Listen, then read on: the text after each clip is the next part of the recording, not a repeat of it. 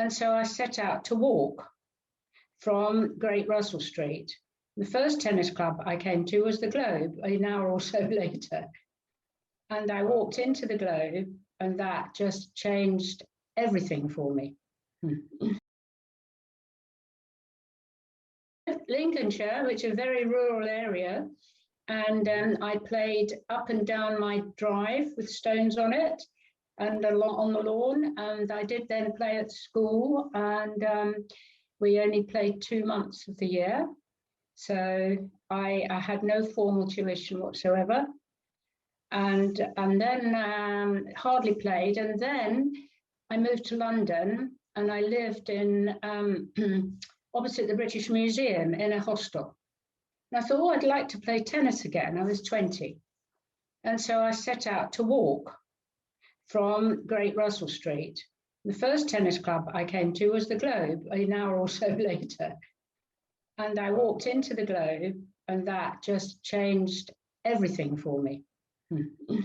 And it was it was just a couple of huts and bumpy courts, but terribly friendly people, quite a lot of very good tennis players. So I played, I got a lot better, then I got noticed, then I won tournaments, and because of course started quite late. So by the time I got to I played for Middlesex. So when I was 30, I think, the top county and Division 1.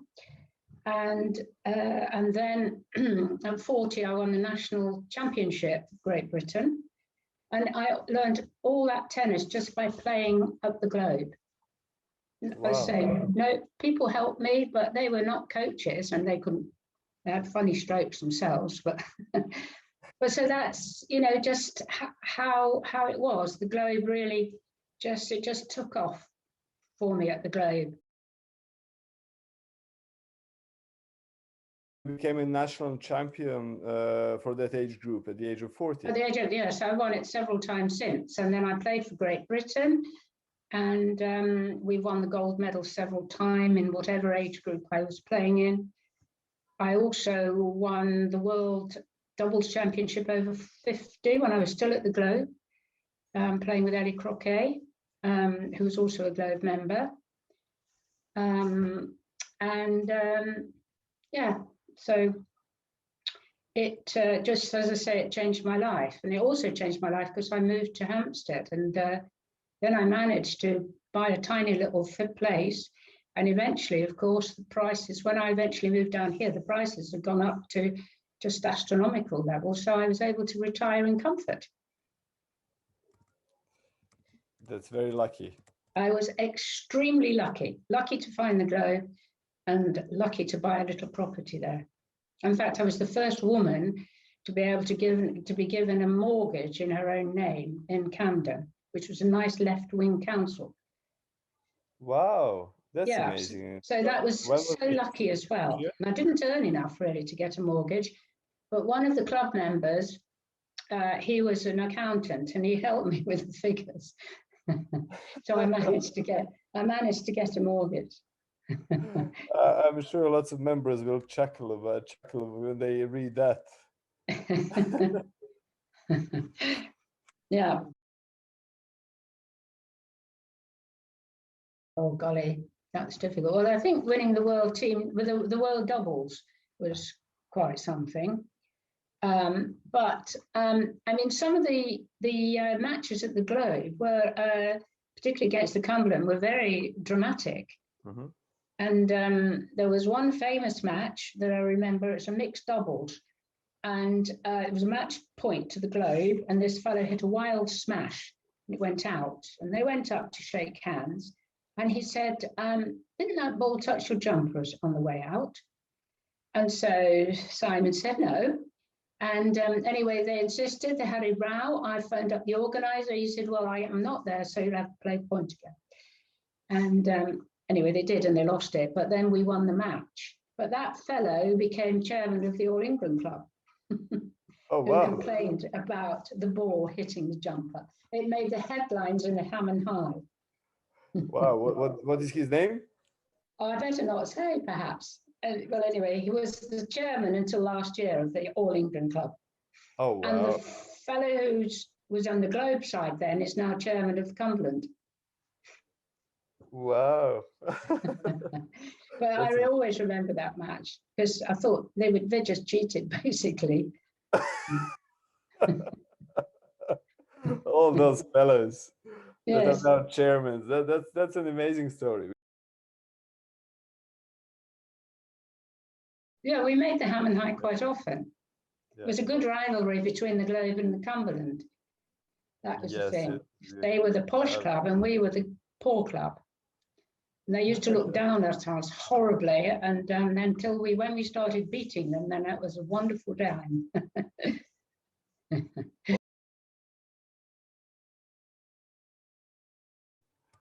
Yeah, Red so Candle. how much tennis do you play nowadays?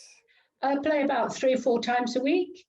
Uh-huh. I still play, well, of course, the last year there's been no international competition, but generally I play 3 or 4 international competitions every year. Play for Great Britain in Okay. whatever age group I'm in. Yeah. So you go anywhere wherever there is competition? Wherever the championship is, you know, we could go to Australia, California, where else have I been to? South Africa, New Zealand, all paid for by Great Britain.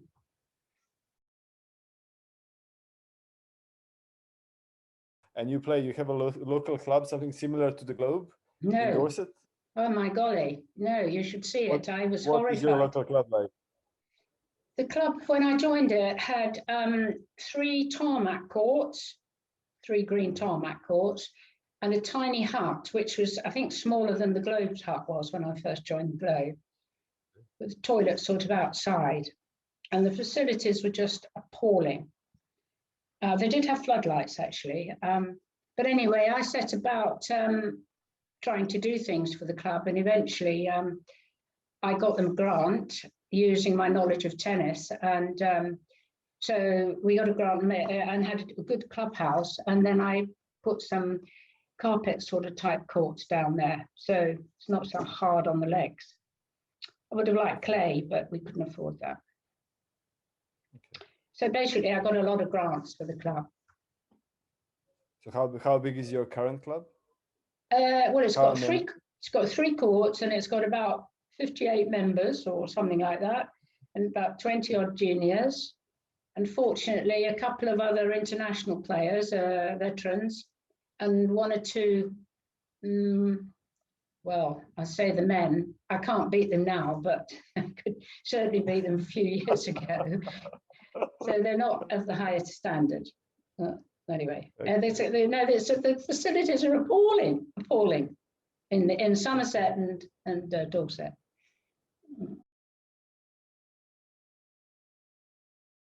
Well, for me, coming from Lincolnshire, to move into a club where the gang I moved about with, I think, were 2 Malayan Chinese and 1 Pole, and I don't know, 1 Israeli. You know, it was quite something, because it's just, everybody was just different for me.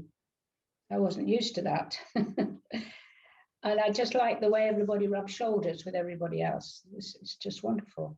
And you know why the Globe was formed, don't you? One club was wouldn't have Gentiles in it, only Jews. Okay. And the other club wouldn't have any coloured people or Jews in it. Okay. And so the Globe was formed so that people could join. You know, coloured people. No, you're not supposed to say that now, but black people and the Jewish people. Yeah. They while they were there, an Israeli Davis Cup player was playing at the Globe, and he had tried to join Cumberland. Shouldn't mention the name really, and they refused him. Oh, wow. That was before the law changed.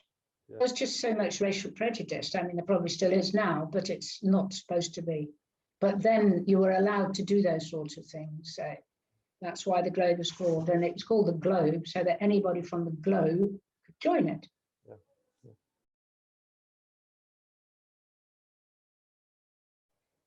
Good, because originally at the Globe, originally when we had the shale courts, and I took over looking after all the courts, it was a real struggle for me to get the members to brush the courts. I trod on a lot of toes, getting them to brush the courts, so that if it rained, then the shale courts would be good. And yeah, so that was difficult. So I wondered how they were these days. I think you got a lot more discipline in the club, perhaps, than we had then. Perhaps nobody's really not doing their bit. I think everybody's brushing the courts. So have you actually at the Globe been at the committees as well over those years? I was definitely on the committee. In fact, I was certainly on the committee that saved the Globe from disappearing. And I don't know if you know, there was an interim period when nobody really, well, the council took over the courts from the railway, and our landlord he left, and the council left us really. They didn't want to do anything with the courts until they sorted out the housing estate, and there was a big public inquiry, and we were opposing the building of the housing estate, and but they did a deal with us. They said, okay, well, if you don't oppose us, we will let you have 6 courts at a peppercorn rent sort of thing, and we'll negotiate. Okay. And then, so we agreed that it was a split. We weren't sure, because we weren't sure if we would win, you know, to stop them building there. They wanted to build on the whole land. And we were against quite a left-wing council, actually, who didn't like private tennis courts, like Ken Livingstone. You perhaps haven't heard of him, but Red Ted, he's called Ken, yeah. And so he came to the club. Oh no, he didn't like middle-class tennis club. But anyway, we showed him quite a lot of the unemployed people, and most of them unemployed actors at the club. Said, oh yeah, well, we look after the unemployed. We give them these cheap memberships and everything. And then anyway, so then there was a public inquiry then when we were on the side of the council. Now I went along to these public inquiries, and the harassment and just the abuse we got was just awful. And we made the mistake of saying that, oh, well, you know, we have quite a lot of unemployed people. And then we were discussing the situation of the clubhouse, which we wanted to have it on the lawn, facing the courts, behind courts 1, 2, and 3. Oh, well, you can't have your clubhouse then. If you've got all these unemployed people, they'd be looking down into our back gardens, they said. So that's why we had to have the clubhouse where it is, which would have been wonderful where we had proposed it originally. That's very interesting. So when was this inquiry? The inquiry was in the 1980s. Okay. And the club must have moved in about 88 or I don't know, 87, but there were 17 courts there, and I looked after them all, and we rented out 7 courts in the day. No, there were 17 courts, so I rented out most of the courts in the day. We only had 3 for the club, and then so for 2 years we got all this money in, and which is why I was then made an honorary member, because the club that suddenly got some money. Because tennis was so popular in that area, and a lot of famous people, you know, used to rent the courts. And I mean, you know, people, have you heard of Twiggy? I mean, Twiggy, the famous model? I've heard of Twiggy, yeah. Yeah, well, I coached her. I mean, there were so many famous people there. Who else? Who else do you remember? Oh, golly. Well, the thing was that there were a load of actors who all were on TV from time to time, you know, but programs that you wouldn't remember then. But I mean, Hugh Manning, who was the president at the time, he used to appear in the West End. And then there was Lee Montague, who is, I think, still a member, I'm not sure. Oh golly, you know, just so many really quite big names at the time on TV all the time. And, how good was Twiggy? Sorry, how good? Not terribly good. But she was very nice. And she was just very ordinary, you know, coming along. She didn't join the club because she wasn't good enough. She was just a sort of beginner, but she was one of the most famous people I coached, probably, apart from people in quite high government, maybe, that I coached as well. Yeah, no, it was an amazing club. I don't know, maybe still is, but very famous people rubbing shoulders with, you know, somebody that we had as a member called Midnight Jack. Okay. And he was very bent. He had a humpback and a limp. And whatever time of day it was, he came to play half an hour before dark. So if it was in the summer, it could be 9 o'clock. And in the winter, it could be 3:30. Okay. And frequently he played by himself. And yeah, and he did join in, and his language was appalling. But anyway, he was a real character in the club, Midnight Jack. There might be some people who still remember him. I don't know.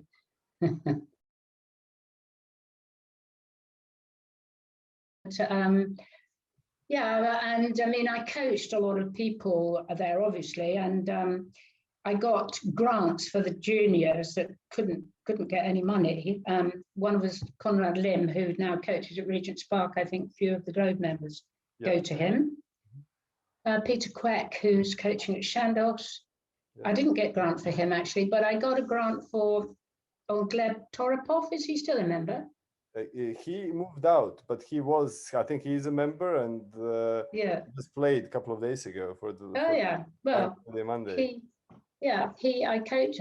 Well, he could hardly speak English when he came. A little Russian boy and a little English boy from the estate. They were both very good. I got money for both of them. Then, unfortunately, the boy from the estate went the wrong way. He got, you know, his friends thought, well, what are you doing playing tennis, sort of thing. And he got into trouble. So he stopped, but he was very talented. So it was a great shame. But Gleb did really well. Yeah, Gleb was a champion afterwards. I heard a story that at the beginning you were giving Gleb an opportunity to wash your car. Oh, that's right. And then to earn for lessons or for that's right, in exchange, But I did manage to get him. I did manage to get him money from the LTA because I thought he was very talented. I had a struggle with him. He wouldn't change his grip on the serve. He had a frying pan grip, and I don't like that grip, he said. You know, and then well, I said to him at, I don't know, 12, serve and volley. I said, you'll never look back if you learn how to serve and volley. And he served and volleyed all his life in doubles. I think, I think an enormous amount of people married from the globe. A lot of affairs. There's some quite stunning affairs at some points. Okay. Well, I perhaps better not say all the scandals, but there was a lot of stuff going on, I can tell you. But there were a lot of romances in the globe. And people,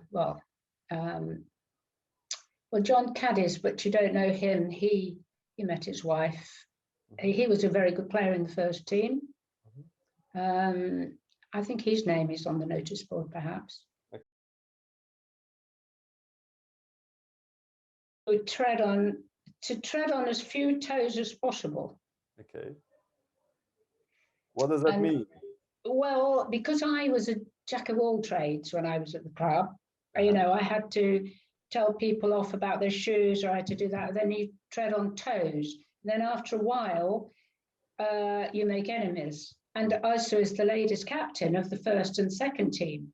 So then, of course, without knowing, if I left someone out, they took umbrage, if you like. And so that accumulates. So I think you always need to be careful as a coach. You just concentrate on your coaching. And I mean, all I did was coach club members, and I had a long waiting list. And she needs to concentrate on the club members, I think, and improve their game. It gives you so much pleasure as a coach to improve someone's game, and it gives them pleasure to improve their game, of course. So, but she needs to just concentrate on her coaching.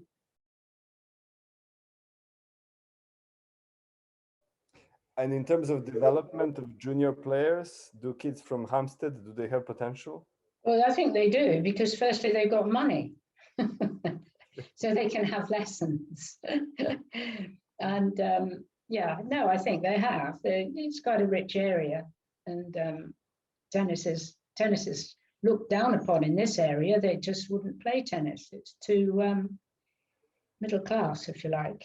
Really? Yeah, there's a lot of poverty in Chard, which is the nearest town. Either people are rather rich with country houses, or very poor because there's not a lot of industry around here. Yeah. And they don't go for tennis, I'm afraid. They wanted, because we won a lot when I left, then they wanted to win more. And then, you know, they started paying people to play, which I never really agreed with, but it kept the reputation of the Globe. I mean, it was a nothing club when I started there, and now it's one of the premier clubs. Well, you have to have the right mindset. First, you've got to be good enough, and you've got to have the desire, and you have to have the right mindset. It's not always easy to win, even if you might be slightly better than the opponent. You've got to be, it's got to be up there. Yeah, but as a team, sort of when you're constructing teams, I mean, now we are trying to do the same again. We are not paying players to play for us, but we will suffer. So we will drop down the leagues for a couple of years at least, hoping we can rebuild our own players. So how would you go about it? Yeah, that's a good question. I haven't really thought about it that much, but yeah, you've got to always have such a good foundation. So you've got to be really strict with the basics to begin with. So it's like building a wall or a house. You've got to get the basic premises of tennis firstly in their game. And then you've got to introduce things gradually. If they want to get used to competition, they've got to play really without pressure to begin with. I think people, they get pushed too much to do well early. And I think that's what I mean, playing in the Globe with no pressure for me was what made me a good competitor ultimately. I think you're doing really, really well at the Globe. I can't get over it. How, you know, there's so much money. I mean, when I joined the club, it was 7 guineas to join the club. Okay. £7, 7 shillings. Can you imagine? And my fees were £1.75 an hour. Wow. And now I'm talking about making these thousands, and then you do all these wonderful things, new courts, new this, new that. Yeah. I think, oh golly, you know, we were so poor in those days. Well, still, but you did wonderfully. I mean, you sort of, you enjoyed yourself and you played. Well, we did. Everybody enjoyed themselves. Yeah. Well, we had a Malaysian prince, and he used to come out and water the courts at night for us. Wow. Yes. Ibrahim, his name was, and yeah, so we had a lot of wonderful people there. So he was just a member who would just volunteer to water the courts. To water the courts, because the man who ran the courts then, he wouldn't water the courts properly, and clay needs water. They were like dust bowls, and we were embarrassed when we played matches. Okay. And so he lived nearby, so he used to come after dark and put the water on, and at dawn to turn it off, because we would have got into trouble. We had sprinklers on the court. We look after it. It had to be watered regularly and rolled and all sorts of things, and they wouldn't do that for us. Okay. And yeah, so they were just awful, the courts. Really embarrassing, especially when we played these big clubs. You know, Globe, the Globe, you know, they used to go on. The Hut. Terrible hut, terrible courts. Okay. Thank you so much. Lovely to meet you. Yeah, thank you.